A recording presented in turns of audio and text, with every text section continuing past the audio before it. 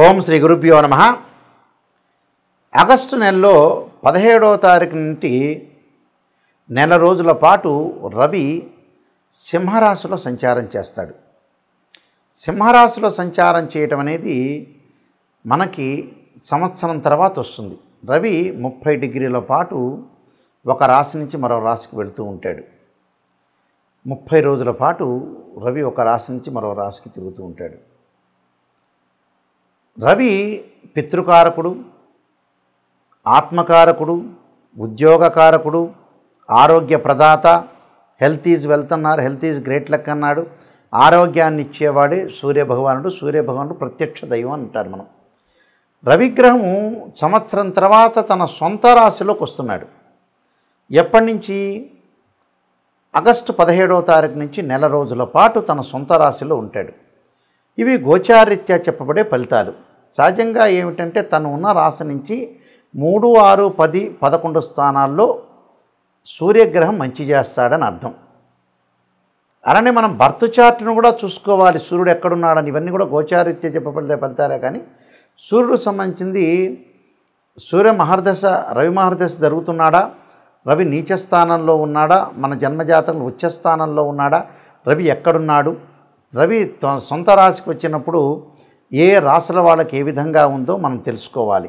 ఎందుకంటే నెల రోజుల పాటు సింహరాశిలో సంచారం చేస్తారు. అంటే ఆగస్టు 17వ తారీఖున మన ప్రారంభమై నెల రోజుల పాటు రవి సంచారం చేస్తాడు. ఈ సంచారం వల్ల ఎలాంటి ఫలితాలు ఉంటాయి, ఆరోగ్యపరంగా ఏ విధంగా ఉంటుంది? అదృష్టాన్ని ఇచ్చే గ్రహం ఏమిటంటే సూర్యభగవానుడే. ఈ సూర్యభగవానుడు ఏ స్థానాల్లో ఉంటే సుఫలితాన్ని ఇస్తాడు? ఈ గోచారాన్ని మనం పుట్టినప్పుడు ఉండే బర్త్ చార్ట్ని క్లబ్ చేసుకోవాలి.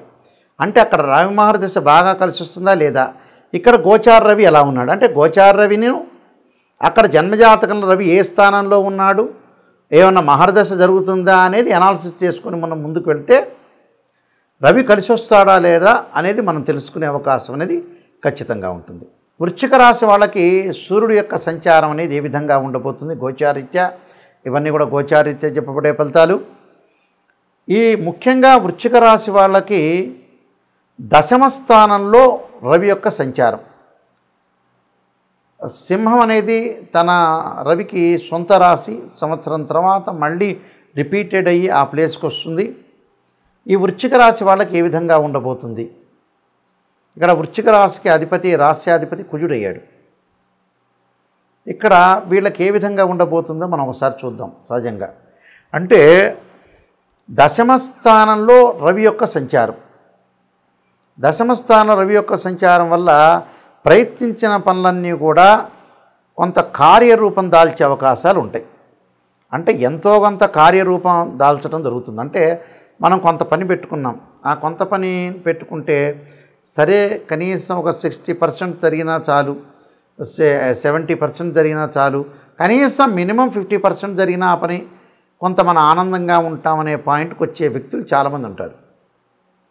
అలాంటి రూపాన్ని దాలుస్తుంది వాళ్ళు అనుకున్న డిజైర్, వాళ్ళు అనుకున్న కోరిక, ఒక యాంబిషన్ అంటే కొద్దిగా అనుకూలంగా ఉంటుందని అర్థం. కుటుంబంలో వారికి ఆరోగ్యము, అభివృద్ధి కలిగే అవకాశాలు ఉంటాయి. అంటే 10వ స్థానంలో ఎప్పుడు కూడా సుఫలితాన్ని ఇస్తాడు. 3, 6, 10, 11 స్థానాల్లో సుఫలితాన్ని ఇస్తాడు. ఇక్కడ ఆరోగ్యం, అభివృద్ధి, ఆరోగ్యం బాగుంటుంది. గతం కంటే మంచి ఫలితాలు ఉంటాయి. దీర్ఘకాలిక వ్యాధులు ఉన్న వాళ్ళకు కూడా ఆరోగ్యం అనేది మెరుగయ్యే సూచనలు ఉంటాయి. అభివృద్ధి అంటే డెవలప్మెంట్ కలిగే అవకాశాలు బాగా ఎక్కువ ఉంటాయి. అంటే ఏది పట్టుకుంటే వాళ్ళు అది డెవలప్మెంట్ అధికారం కావటం, పై అధికారుల యొక్క అనుగ్రహానికి పాత్రులు అవుతారట. పై అధికారులు అంటే ఎవరు? మనం ఏదన్నా ఒక ఉద్యోగం చేయొచ్చు, వ్యాపారం చేయొచ్చు, చిరు వ్యాపారం చేయొచ్చు, ఏదన్నా ఒక పని చేయాలిగా మనిషి. ఆ పని పైన ఒక వ్యక్తి ఉంటాడుగా, మేనేజరో లేదా సీఈఓనో, ఒక అధికారి అనేవాళ్ళు ఉంటారు, ఒక ఆఫీసరు, ఒక ఐఏఎస్, ఐపీఎస్, సంథింగ్, ఓ జడ్జినో, ఎవరొకళ్ళ పర్సన్ ఉంటారు. ఆ పర్సన్ యొక్క ఈయన పనితనానికి మెచ్చుకొని వాళ్ళ యొక్క అనుగ్రహం లభించే అవకాశం, అనుగ్రహం లభించగానే వీళ్ళకి ఖచ్చితంగా వీళ్ళకి ఉద్యోగపరంగా ప్రమోషన్ లభిస్తాయి. ప్రమోషన్ రావటం, ఒక చోట నుంచి మరొక చోటకి ట్రాన్స్ఫర్ జరగటం, అనుకూలంగా ఉండే అవకాశాలు ఎక్కువ ఉంటాయి. దాని తర్వాత వృత్తి, ఉద్యోగ, వ్యాపారాల్లో ధనలాభం కలుగుతుంది వీళ్ళకి. ఫైనాన్షియల్ పరంగా గ్రోత్ ఉంటుంది వీళ్ళకి. ఫైనాన్షియల్ పరంగా ఎలా చేయాలి, ఏం చేయాలనే గ్రోత్ ఈ నెల రోజుల పాటు కొద్దిగా గ్రోత్ పెరుగుతుంది. అంటే పూర్తిగా పెరగదు, ఒక 50% అదివరకటి కంటే కొంత బెటర్గా ఉండే అవకాశాలు ఎక్కువ ఉంటాయి. కాబట్టి బెటర్గా ఉండటం వల్ల కొద్దిగా అనుకూలంగా జరిగే అవకాశాలు ఎక్కువగా ఉంటాయి. అలానే ఉన్నత పదవులను ఆశించే అవకాశాలు ఉంటాయి. ఉన్నత పదవులు లభిస్తాయి వీళ్ళకి. వీళ్ళు ఆశిస్తారు, ఆశించిన తర్వాత ఆ పదవులు కూడా పొందే అవకాశాలు ఎక్కువగా ఉంటాయి. సాటి వారిలో కొంత మేటుగా ఉండటం, దీర్ఘకాలిక వ్యాధులకు కొంత ఉపశమనం లభించే అవకాశాలు ఎక్కువ ఉంటాయి.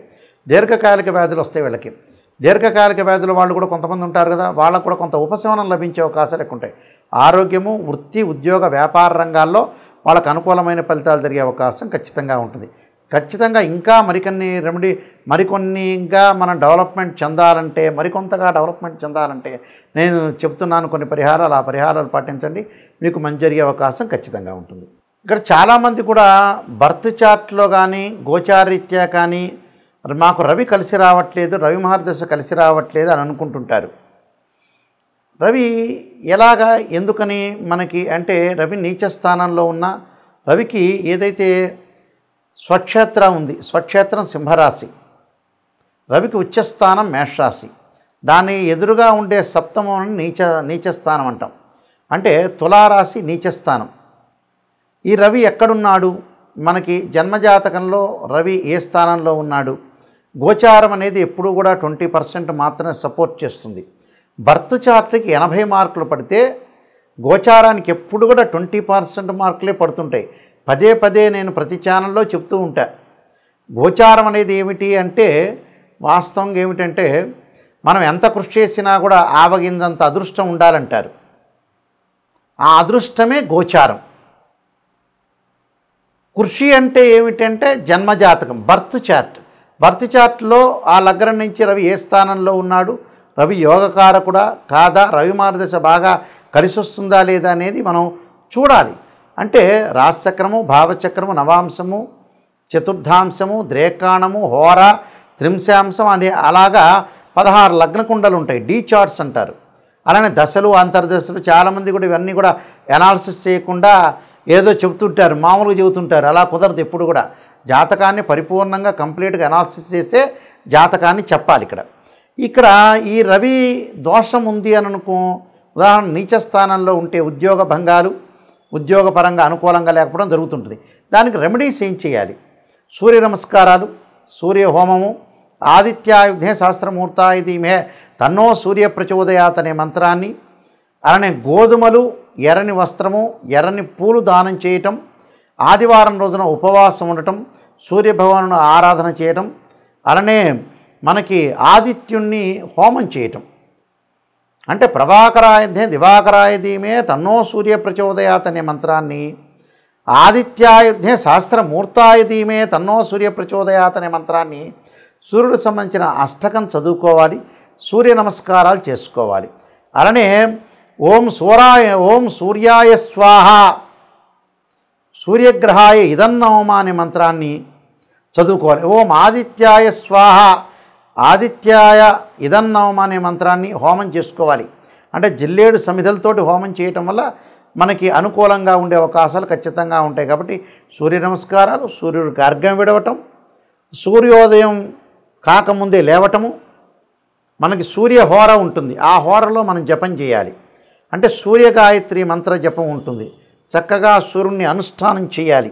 సూర్యుని చక్కగా భక్తి శ్రద్ధలతో కొలవటం వల్ల సూర్యుడి యొక్క అనుగ్రహం వల్ల మనకు ఆరోగ్యం బాగుంటుంది, ఉద్యోగం అనుకూలంగా ఉంటుంది, ఉద్యోగంలో ప్రమోషన్లు వస్తాయి. సూర్యుడి వల్ల చాలా శుభత్వాన్ని జరిగే అవకాశం ఉంటుంది. గతంలో పూర్వ రోజుల్లో మనకి సూర్యలైన్ అంటారు, సన్లైన్ అంటారు. అంటే సన్లైన్ ఎక్కడుందని చూసుకుంటుంటారు. మనం ఓల్డ్ సినిమాల్లోకి వెళ్ళామనుకోండి, ఎన్టీ రామారావు, అక్కినేని నాగేశ్వరరావు, కాంతారావు గారి ఈ పిక్చర్లోకి వెళితే రేలంగి వీళ్ళందరూ కూడా ఏం చేస్తారంటే లేకపోతే సూర్యుడి యొక్క రేఖను ఉండాలని అట్లకాడతోటి కాల్చి చేతుల మీద ఇలా పెట్టుకునేవాళ్ళు. ఓ రేలంగి సినిమాలో ఒకటి ఉంది. అంటే యాస్టీజ్గా అలా పెడితే రాదు, నిజంగా అస్తాముద్రికం ప్రకారంగా సన్లైన్ అనేది బాగుండాలి. అంటే సూర్యుడు అంత అదృష్టాన్ని ఇచ్చేవాడు అని నేను చెబుతున్నాను. అందువల్ల ఆ సూర్యుడు అదృష్ట యోగాన్ని, రాజయోగ కారకత్వాన్ని ఇచ్చేవాడు సూర్యుడు. కాబట్టి ఖచ్చితంగా సూర్యుడు ఇక్కడ అనుకూలంగా ఉండాలి. అనుకూలంగా ఉంటేనే మనం ప్రతి పని చేయగలుగుతాం. సూర్యుడి వల్ల ఎలా ఉంటుంది? ఆరోగ్యం బాగుంటుంది. ఆరోగ్యం బాగుంటే మనం డబ్బు సంపాదించగలుగుతాం. డబ్బు సంపాదిస్తే పెళ్లి చేసుకోగలుగుతాం. పెళ్లి చేసుకుంటే సంతానం కలుగుతుంది.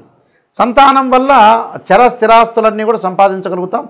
సంతానం కోసం కష్టపడతాం, అదృష్టాన్ని పెంచుకుంటాం. That is the sun planet. అందువల్ల ఖచ్చితంగా సూర్యుడు ఎలా ఉన్నాడో మనం చూసుకోండి. మీ అందరికీ కూడా సూర్యగ్రహం అనుకూలత ఉండాలని ఆశిస్తూ సర్వే జనా సుఖినో భవంతు.